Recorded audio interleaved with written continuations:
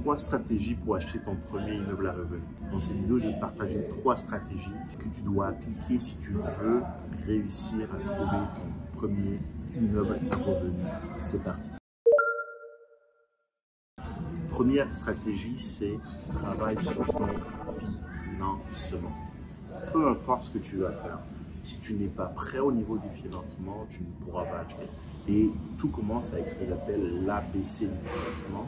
Le A pour l'apport, le B pour le bureau de crédit et le C pour la capacité d'emprunt. Le A, il te faut un apport, il te faut une mise de fonds. Qu'elle soit créative ou pas, qu'elle vienne de tes REER ou de tes CELI ou de ton cousin, il faut que tu aies de la mise de fonds. B, ton bureau de crédit. Il faut qu'il soit bon. Tu ne peux pas acheter au Canada si tu n'as pas de bureau de crédit. Et même si tu as un bureau de crédit, il faut que tu aies un bon score. Pour moi, un bon score, c'est 700 en montant. Certaines banques vont te laisser acheter avec des 680, mais ultimement, si tu veux réussir à faire cette transaction de la bonne manière, il te faut ce 700-là. Et comment faire pour y arriver? C'est assez simple. Paye tout le temps tes factures à temps. Fais toujours le paiement minimum à minima. Idéalement, essaie de tout rembourser si tu n'en es pas. Si tu n'es pas en mesure de le faire, fais au moins le paiement minimum. Et ce que j'appelle le paiement minimum, c'est très simple. Toutes les 2 semaines, mets-toi un rappel où est-ce que tu sais que tu dois payer tes cartes de crédit, payer tes marges de crédit, payer ton prêt. Mais tu ne dois jamais manquer un paiement. Parce que avoir des dettes, c'est une chose. Ça va faire baisser ton crédit, mais une fois que tu les as remboursés, ça va remonter. Mais une fois que tu as du retard sur un paiement, ça va rester sur ton bureau de crédit. Et ce retard-là ne pourra pas être effacé. Donc vraiment important, il faut absolument que tu payes tes dettes.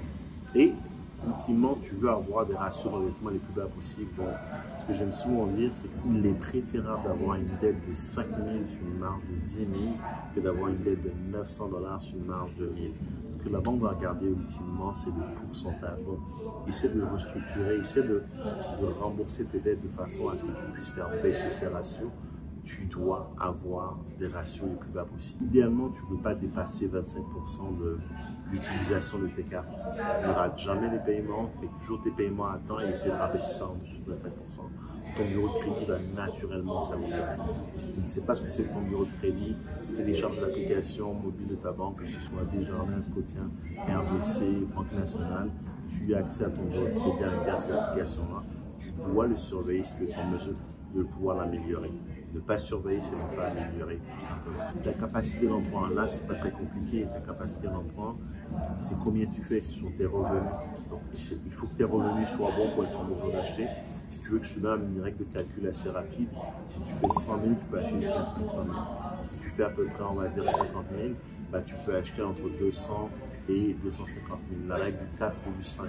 Si tu fais par exemple 60 000, tu peux acheter entre 200, 240 et 300 000. Ultimement, ce que tu veux faire, c'est avoir un bon A, un bon apport, une bonne mise de fonds, un bon bureau de crédit et une bonne capacité d'emprunt. Une fois que tu as réglé ces 3 éléments-là, tu vas avoir ton financement garanti. Deuxième stratégie que je vais partager si tu es réussi à acheter ce premier multi-logement, c'est que tu dois être consistant dans ta recherche. Tu ne trouveras pas en regardant une fois de temps en temps tous les 6 mois. Tu dois être sur le marché, tous les jours tu dois regarder. Ça peut être tous les matins, tu dois l'intégrer dans ta routine. Tu te lèves, tu te brosses les dents, tu te laves, boum, tu check. C'est super facile aujourd'hui, que ce soit avec Centris, du Proprio. Mets-toi des alertes, mais tous les matins, tu dois valider s'il y a un bien qui correspond à tes critères. L'important dans la recherche, c'est la consistance. Ce n'est pas le nombre d'heures que tu vas passer à regarder. Ce qui va être important, c'est à quelle fréquence tu regardes. Tu devrais regarder tous les jours. Ça prend 5 minutes. Ça prend 5 minutes, tu regardes tous les jours s'il y a quelque chose qui correspond à tes critères et tu vas être en mesure de pouvoir être le premier à avoir passé ce bien qui correspond à tes besoins. Je vais aller plus loin dans la recherche. Si tu es consistant dans la recherche, consiste à regarder les nouveaux listings, mais consiste aussi à regarder ce qui dort sur le marché. Et il n'y a pas de secret. Si tu regardes les biens seulement sous l'angle de le cash flow est bon dès le départ, il se peut effectivement que tu passes beaucoup de temps à ne rien trouver. Ce que tu dois absolument regarder aussi, c'est la valeur future. Voir la projection que tu peux faire dans le futur. Est-ce que tu peux optimiser ce bien-là? Au Québec, avec la flambée des prix qu'on a eu dans l'immobilier et avec le contrôle des loyers, il est assez compliqué de trouver des biens qui sont en face value, directement cash flow positif. Par contre, quand tu travailles dessus et que tu les optimises, tu peux créer des pépites. Alors, ce que tu dois absolument faire, c'est être en mesure de pouvoir voir le futur. voir ce que les autres ne voient pas. Et pour ce faire, tu dois faire ce que les autres ne font pas. Et tu dois regarder là où les autres ne regardent pas. C'est un peu mon mantra. Voir ce que les autres ne voient pas, faire ce que les autres ne font pas et regarder là où les autres ne regardent pas. Tu dois regarder dans d'autres marchés que ton marché local. Pourquoi tu te limites au Québec? Pourquoi tu te limites à ta ville? Regarde un peu partout, à condition que tu sois en mesure de pouvoir y aller entre 1 ou 2 heures. Élargis ton marché et ne t'arrête surtout pas à la valeur actuelle. Est-ce que tu es en mesure de voir quelque chose qui a du potentiel que tu peux développer sur le long terme? Il faut être en mesure de regarder la valeur future d'une propriété. Si tu n'es pas en mesure de regarder la valeur future, tu vas laisser passer énormément de deals. Dans la description, je t'ai mis une formation gratuite dans laquelle je t'explique comment j'ai amené un bien de 725 000 à 1 750 000 en 12 mois.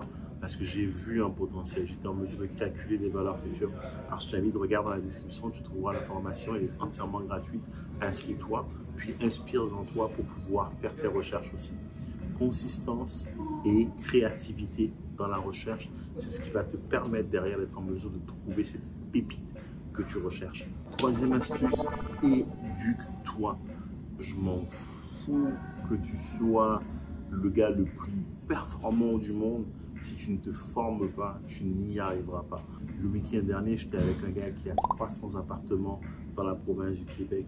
Chaque mois, il va se former, il a des mentors, il a des coachs, il va se former, il lit des livres. C'est quoi le dernier livre que tu as lu? Mets-moi dans les commentaires, c'est quoi le dernier livre que tu as lu sur l'immobilier? Si tu n'en as pas lu un, alors mets-moi dans les commentaires quel livre tu vas aller lire. Parce que je te garantis une chose, si tu n'investis pas en toi, il n'y a personne qui va investir en toi. Tu dois investir en toi pour être en mesure de pouvoir justement être au courant des dernières tendances, au courant des dernières connaissances. Juste sur les 3 dernières années, j'ai appris, j'ai investi beaucoup dans les masterminds, je me suis beaucoup formé. Et aujourd'hui, je suis actuellement en vacances au Portugal, je marche dans les rues, je vois des opportunités. Pourquoi?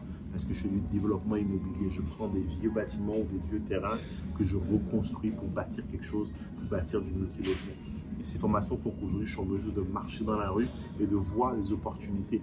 Ça ne veut pas dire que je vais les exploiter, mais ça veut dire que j'ai un regard différent, je suis une personne différente.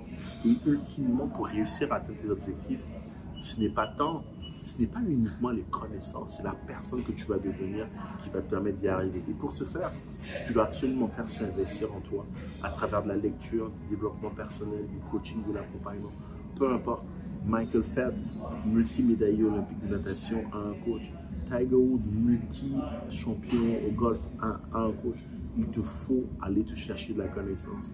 Peu importe ce que tu vas faire, tu dois investir en toi, tu dois te former, tu dois te développer pour être en mesure de pouvoir saisir les opportunités. Parce que tu peux passer des heures et des heures à chercher. Si tu n'es pas en mesure de voir ce qui est devant toi, tu vas passer à côté. Ma dernière transaction, c'est un bâtiment que j'ai acheté à 1 160 000. Il y a eu une dizaine d'offres qui étaient supérieures à la mienne. Mais par contre, ce que j'étais en mesure de faire, c'était de créer une relation avec le vendeur afin que, une fois que l'offre qui est tombée, qu'il ne rappelle pas les 10 autres offres qui m'appellent directement. Et ça, pourquoi je l'ai fait? Parce qu'un de mes mentors m'a dit, Uriel, quand tu veux entrer dans une transaction, ce que tu veux faire, c'est créer une relation. Ce n'est pas un achat, ce n'est pas une transaction, c'est une relation. Et j'étais en mesure de créer une relation avec un vendeur qui, derrière, mon offre était peut-être la 6e ou la 7e. Quand il a accepté une offre qui n'était pas la mienne, je l'ai appelé pour lui dire « Félicitations, je suis content pour toi. Tu vends ton bâtiment à un très bon prix. Félicitations et peut-être qu'on se verra une prochaine fois. » Quand le gars qui a fait l'offre qui était acceptée, finalement n'a pas réussi à avoir le financement, le vendeur n'a pas rappelé tout le monde. Il m'a appelé directement. J'étais à Cotonou, à Godometogdo. Il m'a dit « Uriel, j'ai eu un très bon feeling avec toi. J'aime beaucoup comment tu discutes. J'aime beaucoup comment tu négocies. J'aimerais que ce soit toi qui achètes le bâtiment. » Boum, je lui ai fait une offre, 1 160 000. C'est un bâtiment aujourd'hui qui est évalué à 2 400 000 après 600 000 de travaux. C'est ça l'immobilier, c'est de créer des relations, de créer une connexion avec quelqu'un avec qui que j'ai jamais vu. Je l'ai jamais vu, j'ai jamais vu le bâtiment d'ailleurs jusqu'au moment où je l'ai acheté. Mais parce que j'ai créé cette relation avec la personne, j'ai réussi à le faire. Donc vraiment important de... Et tout ça parce que j'ai un mentor qui m'a dit, Uriel, crée des relations. D'accord. Si je ne m'étais pas formé, si je ne m'étais pas fait accompagner par ce mentor, je n'aurais pas pris le temps de parler avec le vendeur au téléphone et de lui vendre ma salade, de lui présenter un peu qui je suis, le féliciter, lui montrer que je ne m'inquiète pas seulement pour moi, mais aussi pour lui. Et c'est ça qui a fait la différence. Ultimement, si j'ai un...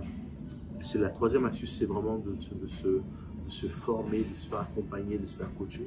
Si j'ai un conseil à te donner, c'est trouve-toi un mentor. Trouve-toi un coach. Ça peut être moi, ça peut être n'importe qui. I don't care. Ça ne va rien changer à ma vie que je sois ton coach ou pas. Mais ce que je te dirais par contre, c'est que le fait de ne pas avoir un coach, je te garantis que ça va t'empêcher d'avancer. Parce que quand tu auras un moment de doute, tu ne sauras pas quoi faire, tu n'auras personne vers qui te retourner pour poser la question. Le but d'un coach, ce n'est pas tant seulement la connaissance, c'est aussi l'expérience, le vécu, toutes les erreurs qu'il a faites, qui va pouvoir te dire « Hé, mon gars, va pas là ». C'est ça la réalité. Donc, ça fait le tour. Première chose que je te demande, si tu as aimé la vidéo, like-la, mets-moi dans les commentaires, c'est quoi ta prochaine action? C'est quoi la prochaine action que tu vas prendre pour trouver ce bâtiment qui t'intéresse? Deuxièmement, abonne-toi à ma chaîne et active les notifications pour être informé dès que je produis du contenu. C'était Uriel, je te vois dans une prochaine vidéo. Salut!